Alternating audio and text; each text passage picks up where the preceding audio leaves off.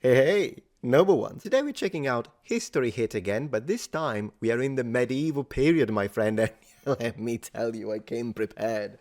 Oh, the kind of stuff that I've got here today that we can... Well, I've got a lot of stuff. My whole chair is literally surrounded. So we'll be donning a few things as we go through this. Not to mention, let me just say this. History Hit has got the best experts ever. I mean, look at this. We've got this guy, this guy, this guy. They even have, not just a historian, an expert on this, expert on that. Oh no, they've got a king.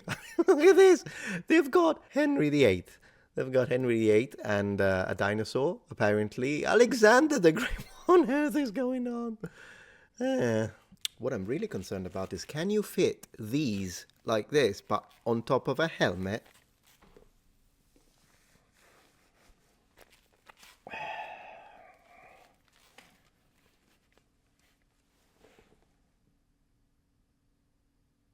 Maybe not. Hello, I'm Matt Lewis. I'm co-host of History Hit's Gone Medieval podcast, and I've been brought before you today to try to answer the most Googled questions about the medieval world. So, did you just say he was bought? Yeah, I think he said brought. Yeah, I need to check out this podcast. prepare to hear an awful lot of, I don't know. Hey, fair. Here goes. When did medieval times start and end? Interested to see what he's going to say. It's a really good question and a really tricky one. Yeah. We normally date the beginning of the medieval period from the fall of Rome, so around 470. That's debated. You know, Rome is sacked several times, but the end of the Roman Empire is considered to be the start of the early medieval period. Then it's divided into early medieval, high medieval, and late medieval. For a long time, particularly in Britain, we've been guilty of ending the medieval period with the Battle of Bosworth in 1485.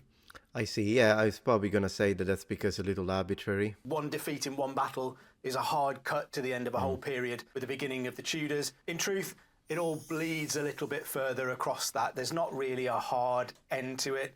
I hope they're going to address the nomenclature Dark Ages, but regardless of that, I think you could say that about any age, really. All ages blend together in reality. But sure, I mean, it's very appropriate, not correcting him. But probably by the beginning of the 16th century, we're starting to move into more like the Renaissance period. Depending on the country. What did medieval women look like? They looked good. I mean, they procreated. I'm not sure they would have looked too much different to what women look like today. For the most part, having your head uncovered was a sign of a young, unmarried woman. Most women, once they're married and they've started a family, they would cover their heads from that point onwards. If you're looking to swipe left or swipe right, you're looking for the ones without a head covering on. That's good. Were they all warty, pockmarked witches? Absolutely not. No. Did they all look like some Maid Marian in a Robin Hood film? Probably not. But I'm sure women took a degree of interest in their appearance. We get fashions in things like women's hairlines, so the nobility would pluck their hairline to move it further and further back. But high hairlines become like a real fashion statement for women. But I think medieval women would have just looked like women today in medieval clothes. It is a good answer. Of course, he's trying to keep it simple for the video's sake. He doesn't want to make an hour video. He's not as crazy as me. Interestingly enough, since we mentioned hair, believe it or not, my length of hair is actually too long for a medieval man, unless you are some kind of like noble man, like kings of a specific, for example, the Merovingian kings, they had that sort of look. But in general, medieval men, even when they had long hair, would have been kind of to the shoulders. So my length is kind of similar to that of a medieval lady. or a Merovingian king. I'll take the Merovingian king. I'll take the king. Time to dress up a bit. How about these? How am I gonna click? I didn't think that through, did I? Here we have it. Yeah, I'm just click it. Just click it. Oh gosh, I'm gonna destroy it. Yeah, I'm just gonna wear one. You think this is weird? You've seen nothing. Were medieval swords heavy? Ooh. Medieval swords come in a variety of types and shapes and sizes. Mass-produced swords might be a bit clumsy, but most swords, if you've invested money in... Of course, for anyone who has spent more than 15 to 20 minutes into studying medieval swords will recognize this image. This is the Oakeshott typology, which is a way to... It's a sort of a system of classification for medieval swords that is based on their shape, usually divided into 13 different types. I remember starting to look at this many years ago. Goodness gracious, I really was into this maybe 11 years ago when I started the channel. Of course, this doesn't represent all sorts of medieval swords, but it's a very good indicator. Having an expensive sword made for you, this was a work of art. Yep. They were designed for the user to be able to wield them reasonably easily in their hand. The whole point of having the pommel and the handle and the blade in the lengths and styles and weights that they were was that it should be able to be fairly easily held in your hand and comfortably used for a long period of time. If you get onto a humongous two-handed sword, then yes, potentially you're getting heavy simply because of the amount of metal that's involved in putting that together, but then they become quite clumsy and unwieldy. So I would argue that the best medieval swords, they should feel comfortable in your hand.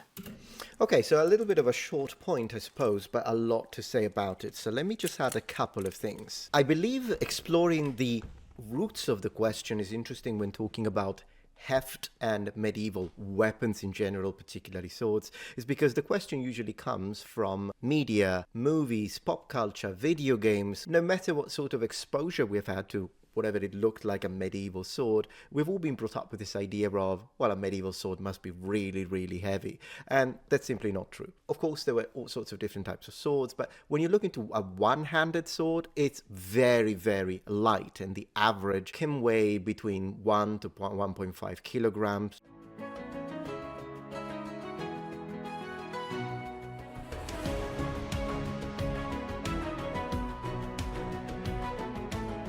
Then when you move into 1.5 hand swords, sometimes called bastard swords, of course they're a little longer, as he says, a little more metal. But then again, the metal, it's really a matter of blade geometry, how the metal is organized. And usually swords, particularly this type of swords, unless you go into a falchion, they tend to be balanced at the hilt, which makes them, it's basically the opposite of what you do with a medieval mace or a warhammer, which are instead balanced at the business end. A sword is a technical weapon, and generally speaking, the majority of swords in the medieval period would have been relatively light, in fact surprisingly light, if you had never handled either an original or a very well made replica.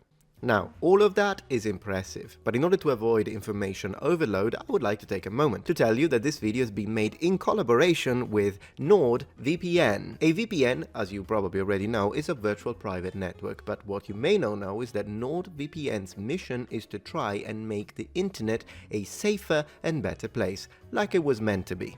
Free from censorship, online threats, and surveillance. And the reality is that whenever we go online, which for the majority of you and me is gonna be literally all the time, there are lots of things that can go wrong. For instance, you have password attacks, malware, spyware, DDoS, phishing, and all sorts of negative interactions. I think we can all agree that it's generally a good idea to make sure you are defended against all sorts of possible threats and attacks that you may receive. I mean, at the end of the day, would you go to war in the medieval period without wearing this?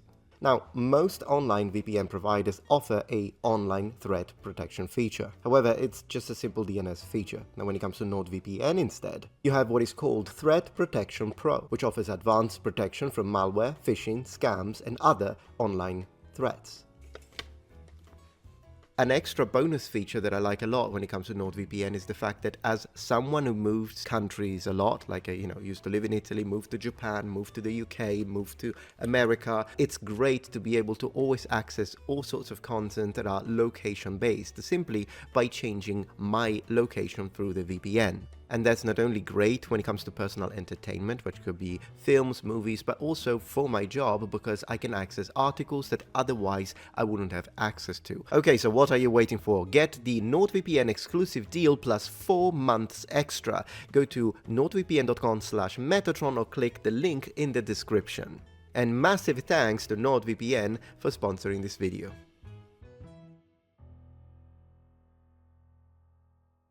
The sort of two-handed swords that then become pretty heavy. The ones that he mentioned at the end, he said massive two-handed sword, and I just wanted to underline, he's mostly talking about what we usually commonly refer to as great swords. It's important to underline that not all two-handers would have been heavy. Even a long sword, which generally speaking is used in two hands, is balanced in a way and takes advantage of leverage and of course both hands, that long swords are very fast weapons, and no, they're not heavy. So at the end of the day, if someone were to ask me were medieval swords heavy, I would say generally speaking, no. I wouldn't say they're necessarily light, because then, light compared to what? A USB drive, then it becomes a matter of comparison. I would say they would be surprisingly light in the way they handle. All right, what's next? Why was medieval times called the Dark Ages? Oof. Okay. This is a tricky and painful one. We tend to shy away from using the phrase the Dark Ages these days. It was originally coined to talk about the early medieval period as a time when there weren't many recorded sources. We didn't have lots of written source material, so we don't know a lot of what's happening in various places. And so it was dark to us. But it's kind of been used as a pejorative term since then. True. Almost to suggest that people in this period lacked education. And yet we know that there is incredible jewellery and artworks coming out of this period. We tend to shy away from it now, I guess, because it's being used instead to paint these people in a way that we shouldn't really seek to portray them. Yeah, not to mention, look at the architecture, look at the clothing of this period, not only the art, but paintings, the armor, the way it was developed, the technological advancements, the literature. Yeah, I know, absolutely. I mean, Dark Ages sounds really good. It does sound epic. So there's that. But unfortunately, it does have a sort of an anti-educational aspect to it. So, I mean, I'm not necessarily against using it as long as you put it into context. We should probably ditch it unless we use it for like a role-playing game campaign. Then it can stay. Next one is about food. Let's go. And next, what did medieval people eat? Okay, that's not working. I mean, probably not all that different a diet from us, much less processed food, obviously. Maybe a not very varied diet, a lot more vegetables if you weren't I actually disagree with him on this one. Yes, it would have been very different from us from a lot of perspectives. For example, the idea of availability of food when it comes to like seasonal food, because you could only eat food in their season. Depending on the country, the availability would have changed dramatically, whereas today if you go to a supermarket you pretty much have access to anything. We know that in the northern countries the preferred type of fat would have been butter, whereas in Mediterranean countries it would have been olive oil, just as one little example. And then a lot of the food that we take for granted would have been divided by class. So some types of meat would have been more commonly eaten by the upper class, whereas some types of fish, for example, that today might feel a little posh would have been instead common among, for example, peasants. So no, it would have been quite different. The types of bread, whole wheat bread as opposed to white bread, which would be rather used by the upper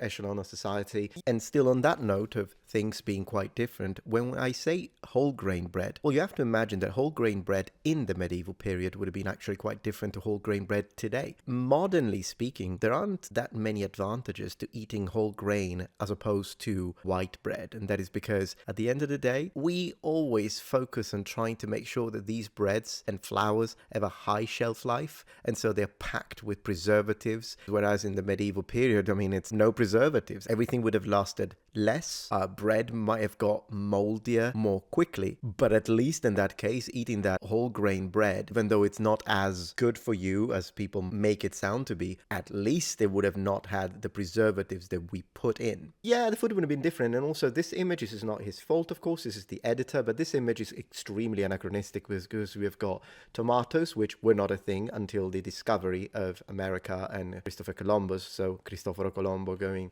all the way to the New World and then bring them back, and then they are planted in Europe. Before that, there were no tomatoes whatsoever. And early tomatoes did not look like that, would have been much smaller. Some would have been yellow, some would have been red, but still much smaller. And then the carrots, most likely at this time, wouldn't have looked orange, they would have looked purple. Oh my gosh, sweet corn, that's another American thing. So yeah, this is not what medieval vegetables would have looked like. Once again, not his fault. Go get the editor. particularly well off. Meat was an expensive commodity, so reserved for the tables of the nobility. You displayed your wealth by putting on huge feasts with masses of roast meat. And if you could afford to waste it, then all the better. That just goes to show how rich you really are. So food waste was almost an act of display. Yeah, not always though. Sometimes they would use like these bread plates, and then so basically it's a bread. It's a very thin bread that is used as a plate, but as they finished eating and they're full, they give them to the people. So not necessarily wasted in that case. Poorer people would have lived on bread. Bread would have been a communal effort. So you could grow your own wheat, but you would need the miller to ground that for you. You'd need the baker to bake it into bread for you. And they would eat an awful lot of vegetables, so pottage, something, literally just throw everything into a pot, like a big stew, and you keep that on the go. That actually sounds really good to me. You would eat meat whenever you possibly could, but there are lots and lots of feast days and saints' days and holy days when you wouldn't be allowed to eat meat. So the church discouraged you from eating meat. Sometimes eat fish, but normally you would be expected to replace that with vegetables. Having said that, medieval people's calorie intake was also huge. It's been estimated at around 7,000 to 9,000 calories for a man working out in the field during the day. You might be doing a 12, 14-hour shift of hard labour out in the fields every day. I wonder what he bases that on, because I honestly never heard that amount of calories, but that doesn't mean that he's wrong. It may just mean that I didn't know that. So I'll double check that. You needed the calories to sustain you, so they may have eaten much plainer food. We might not think of it as very tasty, but they would have eaten a lot of it. And were medieval knights muscular? I mean, it's really hard to tell. What we have left of people from this period are just skeletons, and we don't have particularly good art of what they would have physically looked like. I would suggest that they probably were incredibly muscular. They would have spent periods of every day practicing fighting, learning to hunt, learning to wear armour, to wield various different kinds of weapons, to ride horses. Their days would have been full of physical activity. I would suggest that they would have been quite lean people, probably quite muscular.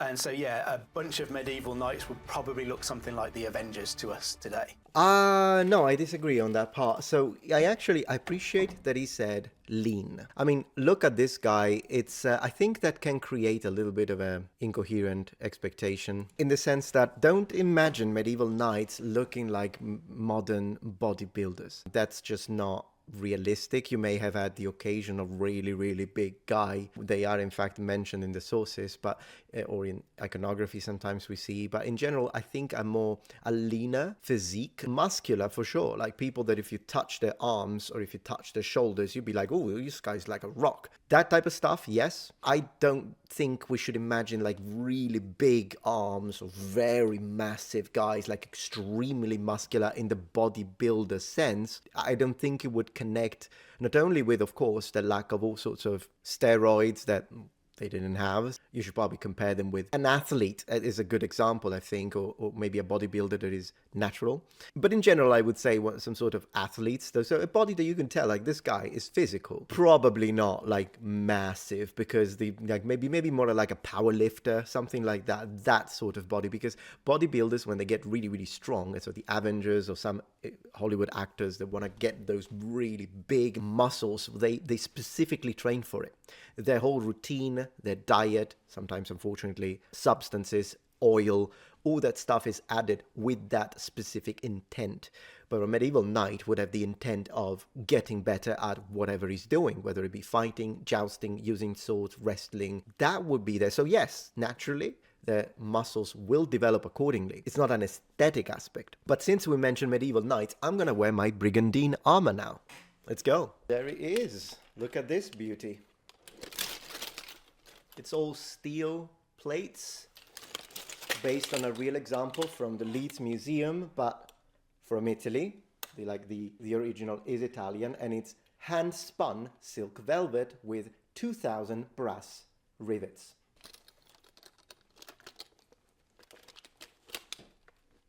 Look at this beauty. Next up, how did medieval soldiers know who to fight? It's a really good question. You watch lots of films And it looks like chaos on a medieval battlefield, but it very rarely looked like that. In terms of knowing who to fight, you would normally have worn the livery of the lord that you were fighting for. So you would wear his colours, you would wear his badge, and you would fight near to his banner. And that's the way that people identified who was who on a battlefield. It's the equivalent, I think, of being in a crowd and being able to spot opposing football fans from the football shirt that they're wearing. You would understand what colours their allegiance referred to. And so you would know whether that lord was an enemy of your lord and therefore someone that you should be fighting. Medieval battlefields weren't chaotic. They were normally well organised with large ranks of men moving in blocks. So until you get to the point of a rout at the end of a battle, you could normally identify the enemy because they were a big bunch of men standing together on the other side of the field from you, waving their swords at you and Look at the frog mouths on the left. I do have a frog mouth helmet over here, might wear it later, but this is also to sort of discuss something that oftentimes is brought up, this idea, and this is a falchion, sometimes that this idea that frog mouths were only used during tournaments. They were used absolutely during tournaments, and it becomes a sort of the jousting helmet, but all of these are frog mouths. This is a frog mouth here, this is a frog mouth, this is a frog mouth. So at the end of the day, we know they were also used. Perhaps they would have been connected slightly differently. I'll show you what I mean in a second, but in general, yeah, frog mouths can also be used during battles for those knights that wanted extreme protection. Although if you go very much back in time, then you'll see how it literally evolved from the Great Helm, as some of the historical Great Helms, instead of being flat in the front, start to being a bit more curved, and then eventually this evolves into the frog mouth. But this one is absolutely a late 15th century. Now, is it exclusively a jousting helmet? No. We see people using this, although then again, when they are used in war, usually they're not connected or bolted to the breastplate like they would be generally when they are used in a joust, not all the time. Instead, when they're worn for a battlefield, there is a little gap that is left so that you can have a little bit more of extra mobility, whereas when it's bolted, of course, you have less mobility, more protection. It's always that kind of situation. It becomes specialized jousting gear, but it is also a type of helmet that was absolutely possible to use in war if you wanted to go for 100% protection. And next up we have, how did medieval guilds work? Guilds were groupings of merchants who operated in a specific trade, and they would come together to pool their wealth and their resources to try and increase the influence of their own activities. So they might be able to buy more goods if they work together. They might be able to influence politics in the city and get tax breaks for their particular trade if that was what they were after at the time. They would also pool their resources to make religious donations or gestures, pay for chapels in churches and things like that. You quite often see guilds operating in that kind of way. So it's a way for people to pool their resources and come together. I guess similar to a trade union, but for merchants in the modern world. Why was medieval medicine so bad? For the time. I guess we would view medieval medicine as bad because they didn't have any idea of germ theory. They didn't particularly use pharmaceutical drugs in the way that we do. They believed in this ancient Greek understanding of the body as being a balance of the four humours. There was phlegm, there was... Oh, crikey, what are the four humours? So there is blood, phlegm, black bile and yellow bile. And these things were variously hot or cold or dry or wet substances.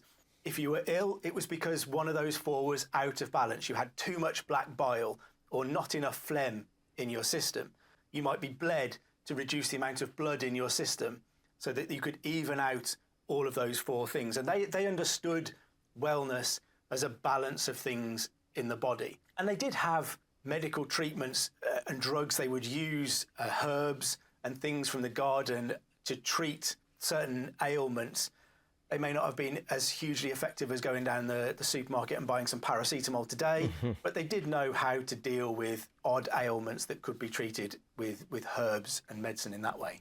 And although, of course, comparatively to the modern age, obviously, but it's not just medieval medicine at that point that, of course, pales in comparison. But I think it's important to underline that even though, yeah, they didn't have the sort of understanding we do today, but then again, their surgery skills were actually quite impressive. In fact, there is one of the most famous, I think, mentions when it comes to field surgery for the king, Henry. He got a crossbow bolt or an arrow in the mouth, like literally on the face right next to the mouth, which lodged itself in between it, knocked off a couple of teeth and not lodged itself in here.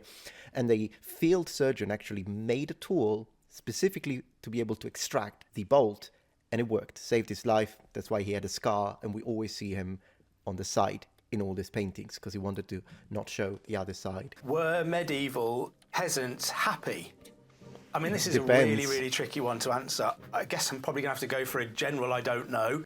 I would imagine most people are usually fairly happy as long as they have full bellies and they're reasonably comfortable. Peasant life was hard. It required an awful lot of work, but most peasants wouldn't have known anything different either. This was what they expected from life. This was what their grandparents' life had been like. It's what they expected their grandchildren's life to be like. You can find ways to be happy within that, surely. Medieval people didn't have weekends, so you would work every day. That being Yeah, but they had a lot of holidays and bank holidays, which we don't have. There is that. said, there's much less work to do in the winter when the days are shorter and the crops aren't growing in the field. You potentially get a bit more time off work around then.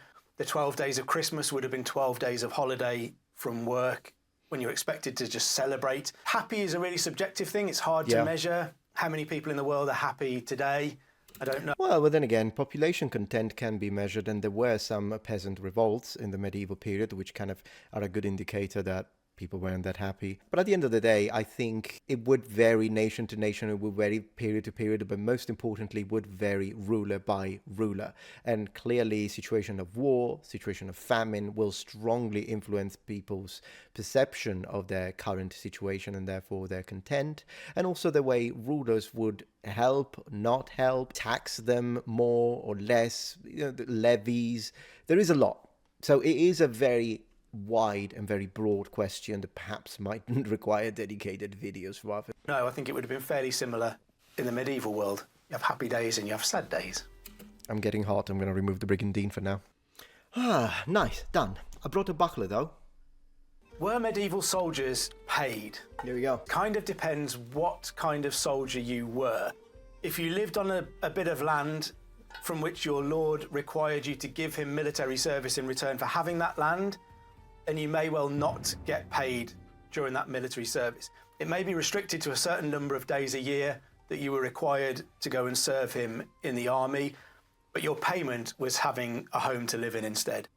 Throughout the medieval period, we do get a growth in mercenary forces, so armies for hire. And yes, you absolutely would get paid if you were a mercenary there. Yeah, there is a distinction between militia, is basically what he was talking about, the levy, and actual professional soldiers. So yeah, maybe a good question would be, a good answer would be professional soldiers would be paid, and then militia, it's a different form of payment, if you will. Kind of service. In the 100 Years' War, we see roles of archers being hired to go over to France, and we see their daily rates of pay. So absolutely, you are getting paid. You would normally serve in those conditions under an indenture. So you would indent to a lord to give him military service for a fixed period of time, for a fixed daily rate normally. And at the end of that period, you get paid and you go home, or you could choose to extend your indenture and fight on. Was the pay for archers pretty good? Yeah, do we know the pay? I'm trying to think what it was. I mean, it is good pay. At a time when a labourer in a field might earn 1 or 2 pence a day, an archer might be earning more like 8 or 10 pence a day. You get the chance for a bit of loot while you're over there as well, so you can supplement your wages a little bit. Next up we have, what did medieval English sound like? And this is quite tricky. English as a language has been evolving over centuries, so it would have sounded like different things at different parts of the medieval period. There's a strong argument that the American accent and American pronunciation is actually quite close to late medieval English Our best guide is probably that medieval... Let me expand on that and explain what he means. The statement he made is partially true, but only partially, in the sense that absolutely one of the characteristics, most likely, just to tell you one of what medieval English would have sounded like, is the rhotic R. Even my accent is non-rhotic, so I don't pronounce the R as a R, for example, when it's in between consonants or at the end of a word. So I will say car. Same for him. He has a non-rhotic accent rather than saying car, or I'll say sort instead of sort. So there is, which in fact, it's very unnatural to me to do it. It kind of takes effort.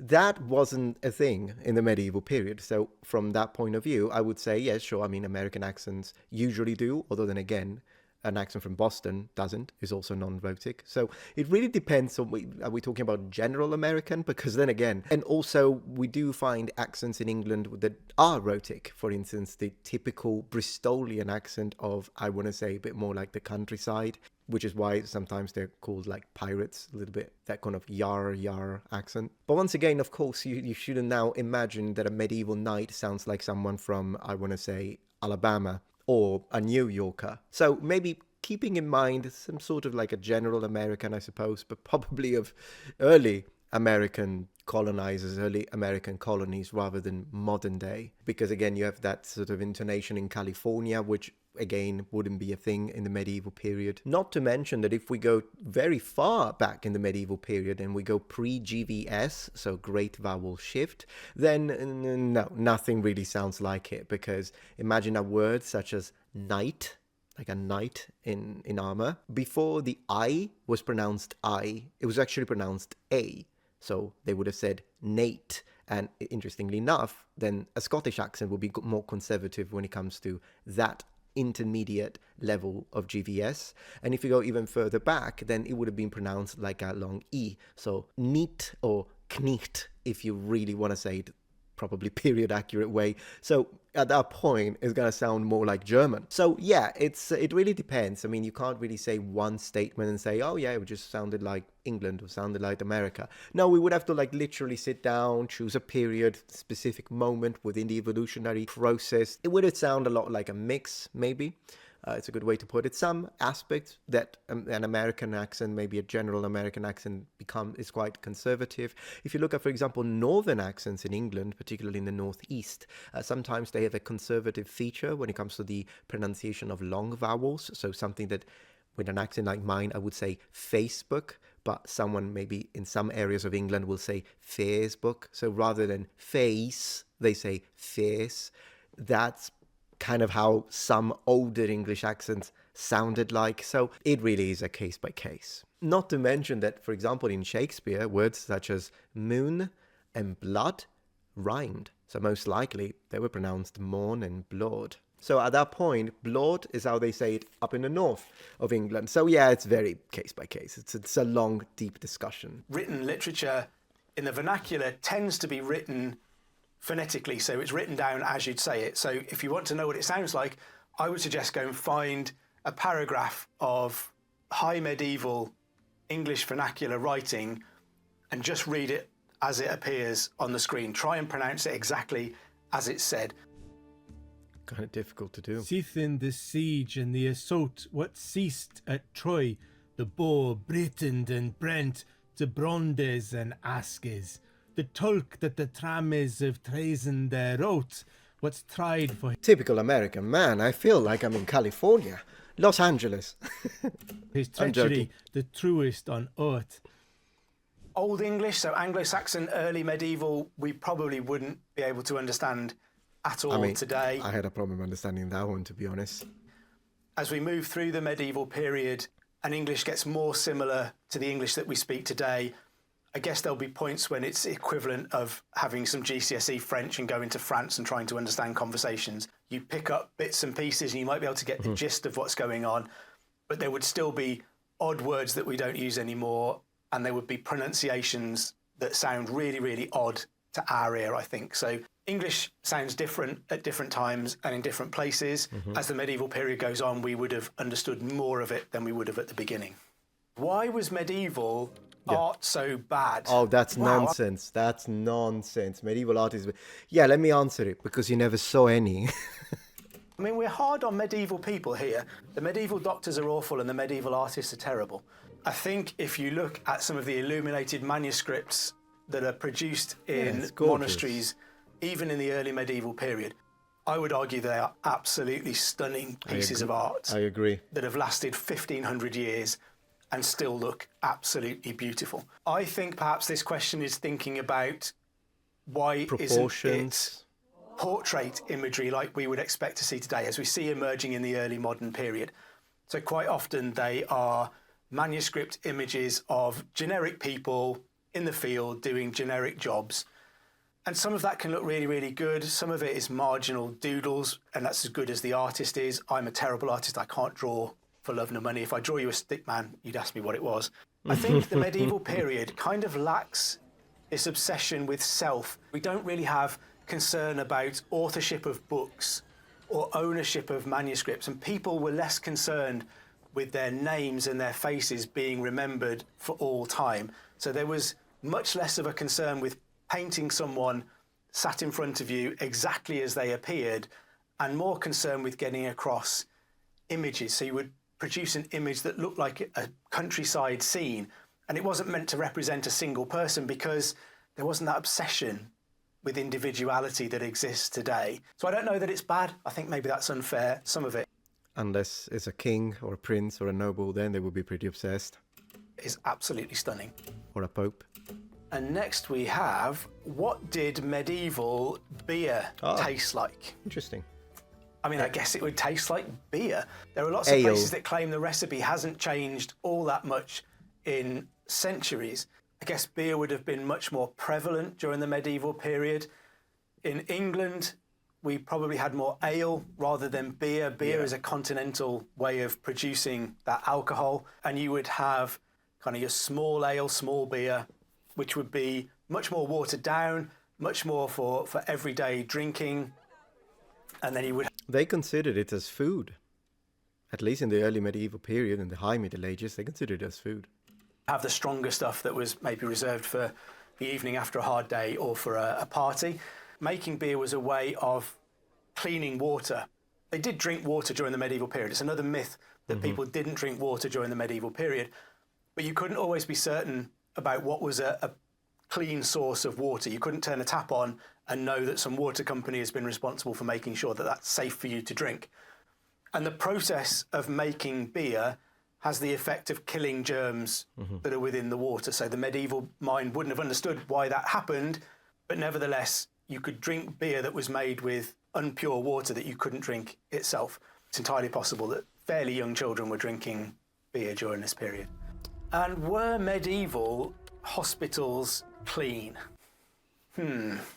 Medieval really hospitals were quite complex places. They're often attached to monasteries, I was gonna say. staffed by monks and nuns who would have Crusaders. a rudimentary idea of how to look after you. They're still interested in these four humours, in balancing all of those things out. They may care for lepers in a community, perhaps. They wouldn't necessarily know how to treat those people, but they would... Yeah, still, apart from the... I know he's focusing a lot on the humorous thing, but then again, they were able to dress or clean a wound, bandages and all that kind of stuff, so maybe even support for broken bones. Like, it's not like all they did was thinking these ancient Greek ideas and that's it. And I still think if you go to a hospital, you're still better off, unless they're going to try some kind of crazy surgery, I suppose. But then again, surgeries were also a thing. Feel the responsibility to look after them in the community. So we know that medieval armies were aware that where they camped, they tried to make sure that they weren't close to stagnant water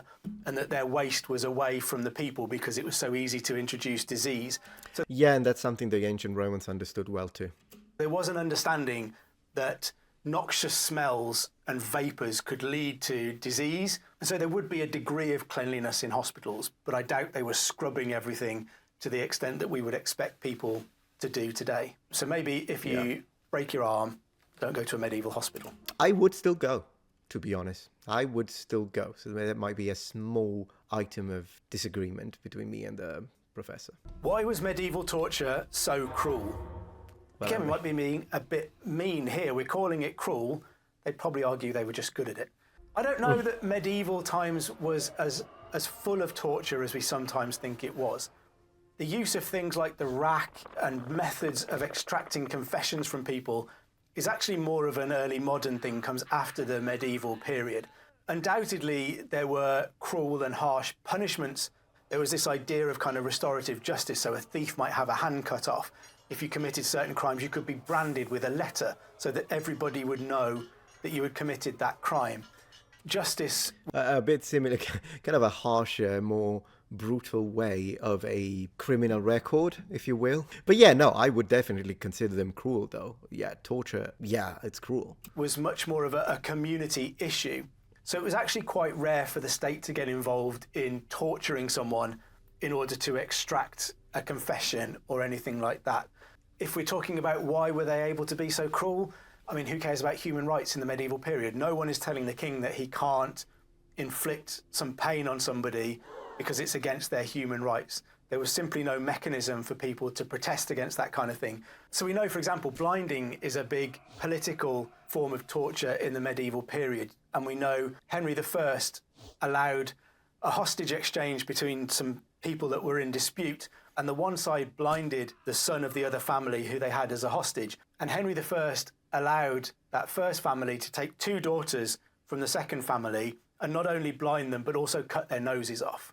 And those 2 girls were actually Henry I's own granddaughters. So he allowed this to be done to his own grandchildren because it had that element of restorative justice to it. But I actually think torture as a form of extracting some kind of confession is far rarer in the medieval world than we probably think it was. Were medieval people dirty? I mean, people are down on medieval people. What is all this? They can't do art, they can't do medicine, they're all rubbish and they're all filthy and they stink. Absolutely not. No, they would have worked out in the field this all guy's day, good. so obviously they're going to get sweaty and they're going to get dirty. But their entire way of life and of dressing even is geared up to deal with this. Not to mention the bathhouses are actually a lot more common than you would think, because oftentimes when we think of bathhouses, either we think of the ancient Romans or we think of Japan.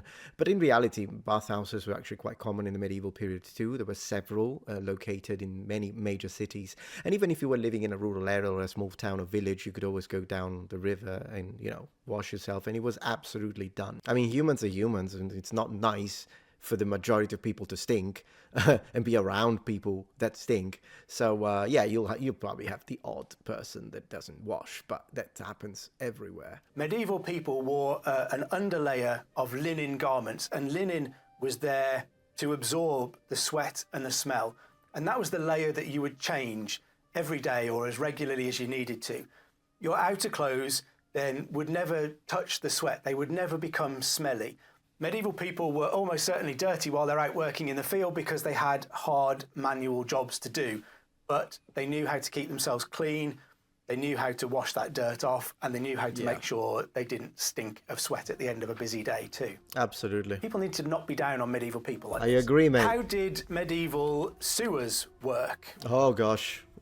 Badly. Sometimes they didn't, and you could even drown in it, and that's been reported. What a horrible way to go. You could often get sewers down the middle of streets. There would be a channel down the middle that would take away all of the waste. That could be in an area where there are trades going on like butchers. That could be animal blood and all sorts of stuff being washed down the street in the middle of a town. Medieval toilets would be open holes, and they might be over a river or a waterway that will take all of that away for you. So they never actually went into a recognisable underground sewer. And to some extent, this is a problem that lingers into the 19th century. You think of the Great Stink in Parliament was essentially because the Thames was so full of sewage and rubbish that there was no effective way of getting it out of the city as it grew. Huge underground sewers didn't exist in the medieval period. The other way you get around this is that you have some kind of outside toilet, and then you get people who are known as gong farmers. Maybe one of the worst jobs in history in the world ever is surely being the gong farmer, going around digging up all your neighbours' poo piles and taking it away for them. Were medieval peasants illiterate? Oh, that's a big one. Yes, for the most part. They had very little need to read and write. They had very little time to learn it and nobody to teach it to them, really. You do see literacy growing throughout the medieval period, particularly with the emergence of a merchant class who need to be able to count and reconcile paperwork and do their books and provide receipts. But if you're a medieval peasant working in the field, being able to read and write is of no interest to you. You go to your church. Yeah, I mean, it does make sense. At the end of the day, I think there are two aspects or two elements that we can mention in this case without having to go too deeply on it. And the first one is what he's saying. If you need a skill, you learn it. If you don't need a skill, then the only way in which you're going to learn it is if you have some extra time to put into it. So that's actually quite a good way to look at it. But the second one is also the fact that when it comes from a state perspective, specifically in a situation of a monarchy, for rulers, lords, and kings, it's actually better from their point of view that a certain number of population is illiterate, because that way they hold the power together with the clergy, because they are the literate ones, and it gives them an edge when it comes to information, misinformation, and all sorts of things that have to do with political control of the masses. So there is that too. I don't think it's coincidental, because when the historian said they had no one to teach them to, well, to be honest, I mean, it could have been done. The kingdom really wanted to increase at least of a certain, like, imagine of an 8%, which is already big, the overall level of population literacy. They could just have churches or monasteries do that for the population. They could have done that. It's just that they chose not to do it. At least that's my opinion. Church services on the Sunday, and the priest tells you what the Bible says.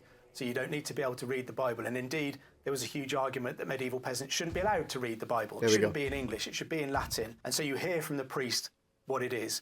Medieval churches would have been painted with incredible wall art, telling biblical stories. So again, you have that visually represented to you, and you would read those paintings rather than having to go away and read the words. So I would say for the most part, yes, medieval peasants were overwhelmingly illiterate. What did medieval London look like? For example, the walled city of London, what is still called the Square Mile, the City of London today, was contained within those walls with 7 gates around it that allowed people in, and that it bordered onto the River Thames. And places like Westminster, upriver, and the Tower of London, the other way, were considered outside of the City of London. There was one bridge across the Thames, London Bridge. On the other side of that was Southwark, which was then almost like a little independent town of its own. And Southwark was kind of marshy land over there. Goodness gracious, the way he's pronouncing it, which of course is the correct way, he's native. He says like Southwark. Goodness gracious, I would have said Southwark or Southwark. Oh goodness gracious, what do I know? It's a bit like cupboard, right? The first time I saw that word, I was like 18 in England, 19 maybe. I thought it was pronounced cupboard. Where is the cupboard? It's in the cupboard, but it's cupboard. It's where you went if you were looking for a medieval brothel for a good time. Southwark was the place to go. And so I think medieval London would feel very different to today, but you might have that same sense still of being crammed into a small space. It's really busy, it's really hectic, it's quite noisy, and maybe it actually becomes a lot busier, a lot more crowded during the Industrial Revolution. So that's important to underline. Was it a busy city comparatively to other cities in the medieval period? Yes, but I don't think that's a good way to represent it, because the idea of overpopulation, the mass migration from the rural areas into the city because of the mechanized sort of jobs of the Industrial Revolution, and therefore the sort of collapse when it comes to overall hygiene and living conditions, all of that happens during the Industrial Revolution. Maybe a bit disorientating, especially if you normally lived in the countryside. Medieval London would have seemed like a completely different world. Why did medieval people wear pointy shoes? Fashion. Why do most people wear trainers today? Fashions change. So you go through periods in the medieval world when long shoes are fashionable, pointy shoes are fashionable, curled up shoes become fashionable, and these things just move in and out. So we can't say that they used pointy shoes all the way through the medieval period, but shoes will also because they were expensive. I'm sure he's going to mention that. Also become a key indicator, like everything else that you wear. It's the outward face that you present to the world. So they're a good way of displaying your wealth. And you can reach the point where the longer and pointier or curlier your shoes are, the more expensive they are. So you can look like a clown, and it would be a great way of announcing how rich you are. What do you mean look like a clown? That looks incredible. There was a weird little modernist slip in there. Maybe one meant to be funny, but to me, that looks incredible. I mean, look at the tight waist, look at the colors. You know what looks like a clown? One of those modern people that dress horribly. And since, he's not mentioning it, because I see that's the end of the point, and I only want to go show you, because I've got a pair of medieval shoes. They're not pointy like this, but they're still a very nice, historically accurate pair of medieval shoes. I'll get up in a second. But I want to say that fashion actually translated into armor as well, because some of the contemporary types of sabatons, so the sort of plate that you wear on top of your boots or shoes, they also become very pointy, or at least you could change the end and sort of change the setting. You could have the pointy version when you are on foot and then remove it when you're on horseback, that sort of situation. Let me show you the shoes. They're good. And of course, I couldn't find them to save my life. I'll add them during editing, okay? I've just moved in. They're probably in a box somewhere. Apologies for that. Were medieval peasants slaves? For chunks of the medieval period, yes.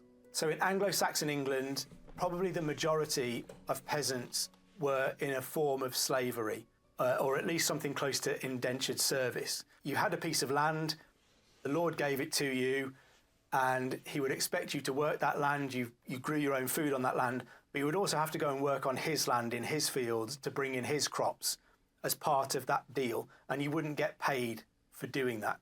The Anglo-Saxons did keep slaves. The Viking economy ran on slavery. So the Vikings traded in the Near East, in Constantinople and places like that.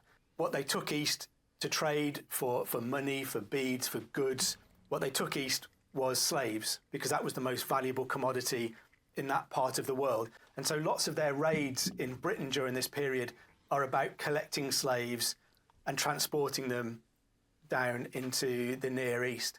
Christianity tends to frown on slavery, so with the Norman invasion of England, we see an almost immediate end to slavery. I was going to say, I wanted to wait for him, of course, and I'm glad I did, because at the end of the day, yeah, in the early medieval period, there is some slavery, although I would already argue that there is less slavery even in the early medieval period when compared to, for example, Imperial Rome.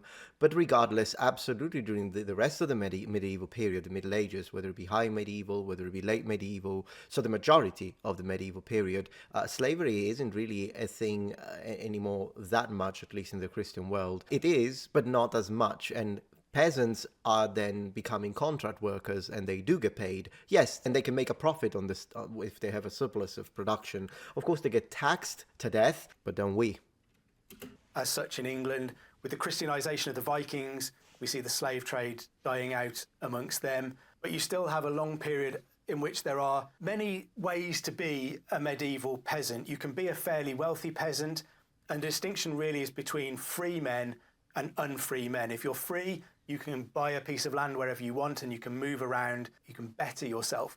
If you're unfree, you're still tied to that piece of land that the Lord has given you, and you are considered a possession of the Lord of the land. Even in this case, though, I disagree, because free men were under contract.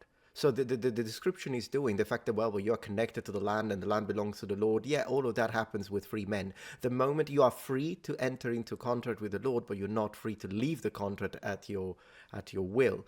So yeah, free men were still under the sort of situations that he's talking about, but they're still free men from a medieval perspective. And I want to say our perspective. Land, in effect, you are still, in real terms, probably in a form of slavery deep into the medieval period. Next question.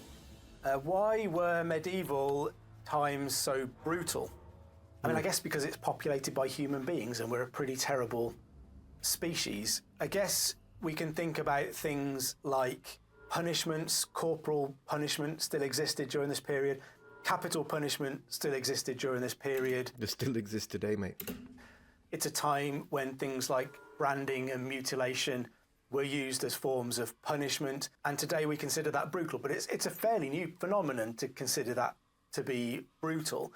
They were concerned about maintaining law and order, and if you could punish one criminal and protect the entire community, that was the kind of balance I think that they were playing with in the medieval mind. We still do it. We still give life sentences to criminals, and depending on where you live, I mean, the death sentence is still a thing, but I understand it's not where he's from. Life imprisonment is still a thing, so there's that. So although we think it's a brutal period, there are long periods of peace. There are many people who would have done absolutely no fighting in their lifetime. Right. They would have worked in the fields, worked the land for their entire lives. Good. And might have lived a life that we would have thought was blooming hard work, but could have been quite idyllic. We always think the time that we're living in now is so much better than previous times. Everyone that came before was brutal, and I don't doubt in 500 years' time, people will think that we were brutal. That's a very good point. So I appreciate that from the expert. Because at the end of the day, yeah, we still have wars. We're still blowing each other to pieces. And I mean, look at the 20th century. 2 world wars, nuclear devices and weapons of mass destruction. The Austrian painter. I mean, can we really call medieval people brutal then? I don't think we are in any position to do that as modern people whatsoever. And unnecessary, and did incredibly weird things that they don't understand. And perhaps it's partly as well to do with the parts of the medieval world that we study and that we see in film. We see battles. We see the bad guy sheriff of Nottingham with his acts of cruelty and brutality. We see Edward I in Braveheart being a vicious man who wants to conquer all these people and has pretty brutal and evil ways to go about it. We don't see many 3-hour cinematic epics of people going out in the field, Very good doing a bit point. of digging and ploughing, and then going home and having a beer and their tea. And next, that's the last question.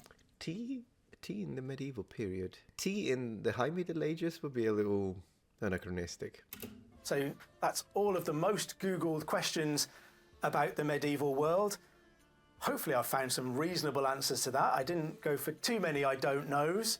If you've enjoyed it, please like and subscribe to catch more of this incredible content. Okay, good stuff. So thank you to the expert. This one, I have to say, I appreciate it. Just occasional disagreement, but I got to say he did a pretty solid presentation, and he did get 1 million views. So good for him, good for them.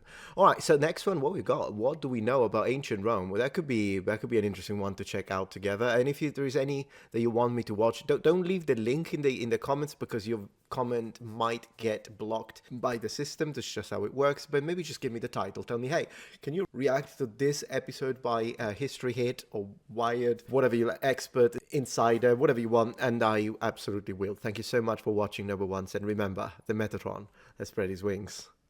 Goodbye. Also, don't forget to check out NordVPN and the amazing offer that they have for you by clicking the link in the description below.